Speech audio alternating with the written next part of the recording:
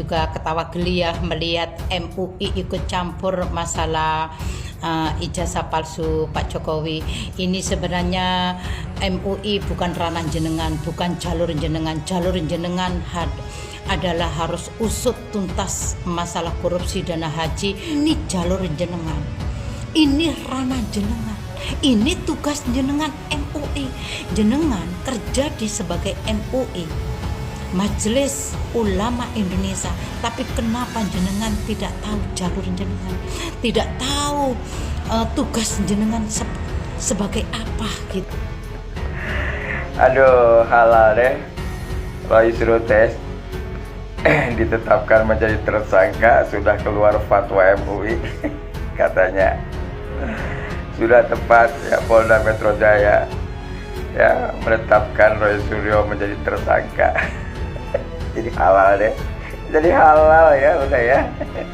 Menanya apa hubungannya Bapak ngurusin ijazah palsu dengan jabatan Bapak sebagai Ketua Majelis Ulama Indonesia? Mendingan tuh Bapak urusin tuh ya masalah korupsi dana haji yang sampai sekarang gak jelas beritanya. Ya sudah dipanggil ke KPK, terus apa? Sudah ditetapkan sebagai tersangka atau belum tuh? Ya sudah disidangin belum? Itu dana haji korupsi Pak, korupsi bikin bangkrut negara, apalagi uang umat untuk ibadah. Apa urgensinya Bapak ngurusin masalah Roy Suryo CS? Ini oknum MUI nih, Ormas Islam. Kasus remeh-temeh baru ditanggepin.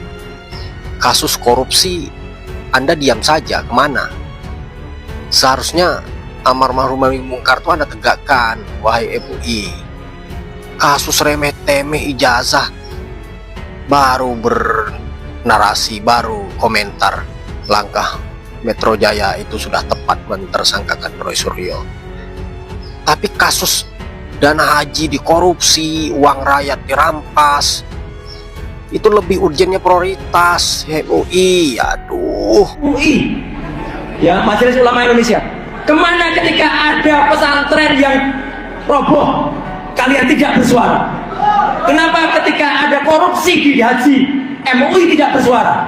Tapi kenapa ketika justru ada aktivis yang kemudian akademisi dikriminalisasi kalian justru mendukung dengan mengatakan sudah tepat penangkapan? MUI kemana kalian? Roy Suryo sentil MUI dan BEM Nusantara yang dukung dirinya, yang dukung penetapan dirinya sebagai tersangka.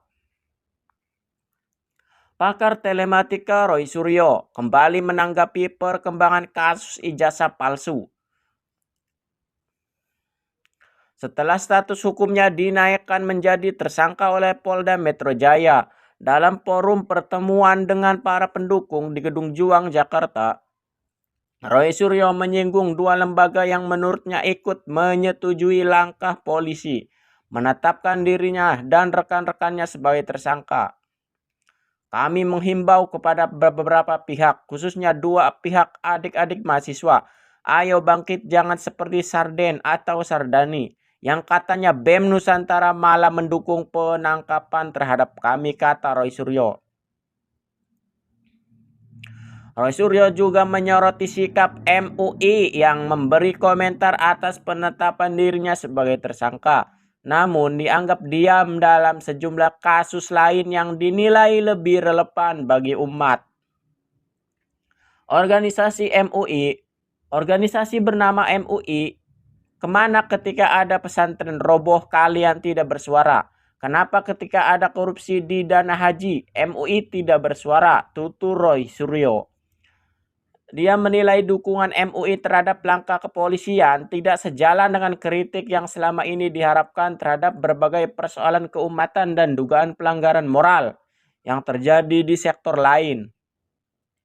Tapi ketika ada aktivis dan akademisi dikriminalisasi, kalian justru mendukung dengan mengatakan sudah tepat penangkapan. Kenapa Ketua MUI jadi ikut-ikutan komentari soal penetapan tersangkanya Roy Suryo kawan-kawan? Itu ranah hukum. Jadi substansinya adalah soal hukum. Sebaiknya Ketua MUI tidak usah memberi pandangan apalagi politis, karena ini lebih murni pada soal hukum. Banyak pakar sudah memberi pendapat, Pak Mahfud, Prof. Jimli, ya, dan pakar-pakar hukum yang lain memberi pendapat bahwa yang lebih didahulukan itu adalah soal perdatanya, karena konteks mempersoalkan ijazah Pak Jokowi itu soal perdata. Intinya adalah apakah benar atau tidak itu harus dibuktikan secara perdata, dan yang berwenang itu adalah pengadilan. Jadi tidak ada pembenaran sikap yang dilakukan oleh Polda terhadap Roy Suryo kawan-kawan dijadikan tersangka itu sebetulnya. Kita sebetulnya juga tidak tertarik gitu membahas soal ijazah itu asli atau palsu, apalagi mengikuti konten-konten Pak Roy Suryo dan kawan-kawan itu. Kita bosan juga, muak juga. Tetapi ketika melihat polisi mengambil langkah itu, nah itu yang kita persoalkan. Ketua MUI nilai penetapan Roy Suryo sebagai tersangka tepat jadi pelajaran bagi semua. Mohon maaf ya Pak Ir. Saya ini luar biasa, saya cuma nanya apa hubungannya Bapak ngurusin ijazah palsu dengan jabatan Bapak sebagai Ketua Majelis Ulama Indonesia. Mendingan tuh Bapak urusin ya. Masalah korupsi dana haji yang sampai sekarang gak jelas beritanya. Ya sudah dipanggil ke KPK. Terus apa? Sudah ditetapkan sebagai tersangka atau belum tuh? Ya, sudah disidangin belum? Itu dana haji korupsi Pak, korupsi bikin bangkrut negara, apalagi uang umat untuk ibadah. Apa udah di sini Bapak ngurusin masalah Roy Suryo CS? Itu yang buat gue bingung. Bingung. Pembelajaran apa? Pembelajaran supaya rakyat nggak berani bersuara. Please Bapak urusin tuh korupsi dana haji. Nah, para kiai-kiai pondokan yang mengerjakan santrinya sebagai kuli bangunan dan pembantu rumah, dan seperti mana para artis dan dancer yang berpakaian yang tidak senonoh, yang terlalu mini kelihatan auratnya dan joget-joget porno, ini ranah jenengan, tugas jenengan harus dipeluk ya, dinasihati, harus berpakaian yang sopan, joget yang sopan, jangan sampai joget-joget porno. Ini jalur jenengan, ini ranah jenengan, ini tugas jenengan MUI. Jenengan kerja di sebagai MUI, Majelis Ulama Indonesia, tapi kenapa jenengan tidak tahu jalur jenengan, tidak tahu tugas jenengan sebagai apa gitu. Dan saya juga belum pernah melihat MUI punya ide, punya gagasan mengeluarkan surat izin sebagai pendakwah dan sebagai dai. Oleh karena banyak para pendakwah yang melecehkan Allah, melecehkan Nabi, dakwah sangat menyimpang dari hukum-hukum agama Islam. Oleh karena tidak ada kebijakan tindakan MUI mengeluarkan surat tersebut.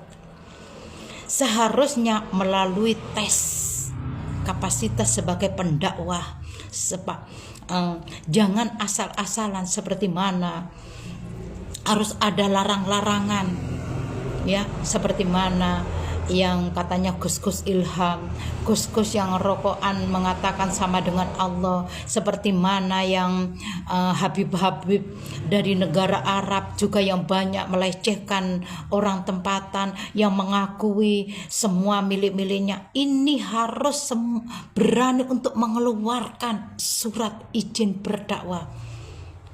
Apabila memang menyelewengkan, melanggar, harus dicabut. Sudah di blacklist, di boykot, tidak boleh beroperasi untuk menjadi pendakwah. Dan seperti mana juga yang punya pondokan kiai-kiai gus-gus yang melecehkan santrinya, yang mencabuli hamili santrinya, harus diboykot, dibubarkan pondokannya, agar pondokan biar santrinya pindah ke pondokan yang lain. Seperti mana juga para kiai yang korupsi itu, oleh karena tidak bisa jadi cerminan contoh umat Islam seluruh Indonesia. Inilah bobroknya pondokan-pondokan di tokoh ulama NU.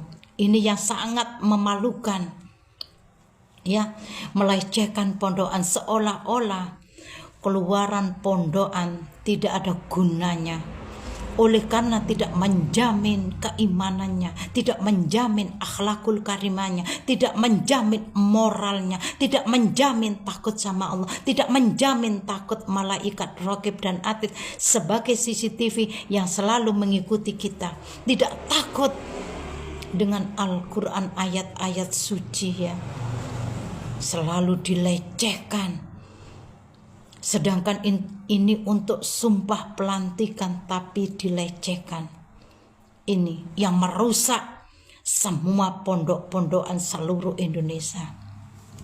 Banyak di tokoh ulama NU menciptakan generasi korupsi, menciptakan generasi cabul santrinya, menciptakan generasi yang tidak punya moral akhlak, tidak manusiawi. Memberi makan santrinya dilempar, diletak lantai, dipekerjakan sebagai kuli bangunan, dikerjakan sebagai pembantu rumahnya. Ini ranah jenengan MUI. Jenengan harus ada kebijakan, bukan masalah pemalsuan ijazah Jokowi. Kenapa Pak Roy saya katakan pendekar? Kenapa Bu Tifa saya katakan pahlawan kebenaran? Pak Rismon juga. Oleh karena maraknya jual beli